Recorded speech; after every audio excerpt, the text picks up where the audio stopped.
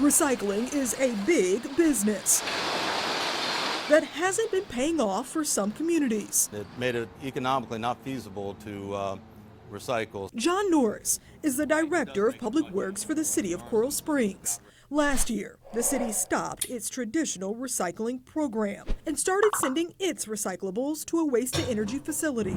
The reason why? It was cheaper. In 2018, China, once America's top buyer of recyclables, stopped taking most of the country's recycling. It drove down the value of the global market and drove up the price you, the taxpayer, were paying for the service. The cost had increased to a net cost of $76 per ton of recycled material. Waste energy cost was around $46 a ton. Margate in the town of Davie also started sending their recyclables to a waste-to-energy facility. But as cities and their residents try to adapt, the market for recyclables continues to shift. China used to take about 30 to 40% of the world's recyclables. They closed their doors. The good news is all of that capacity came domestically. Waste Management runs the largest recycling center in our area.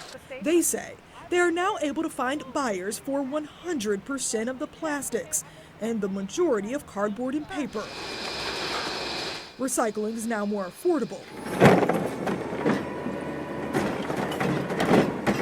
But what you're doing could make it cost more for everyone. When you put garbage into your recyclable bin, it adds to the cost. It's things like this fan cover right here, or even this bucket that should not end up in your recycling bin. But when it does, it's what they call contamination. This facility right here has about a 30 to 40% contamination rate. It slows down processing and drives up the price of recycling.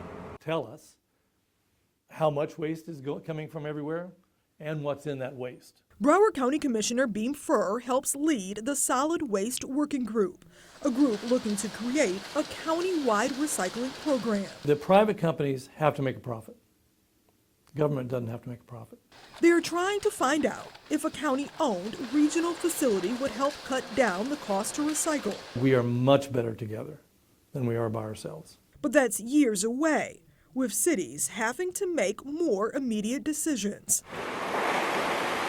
Like Coral Springs' decision to bring their recycling program back. But for how long? Right now, you all have a 2-year contract with Waste Management. What's the game plan after that? We're going to weigh all our options at the end of that contract and take the best option for the city.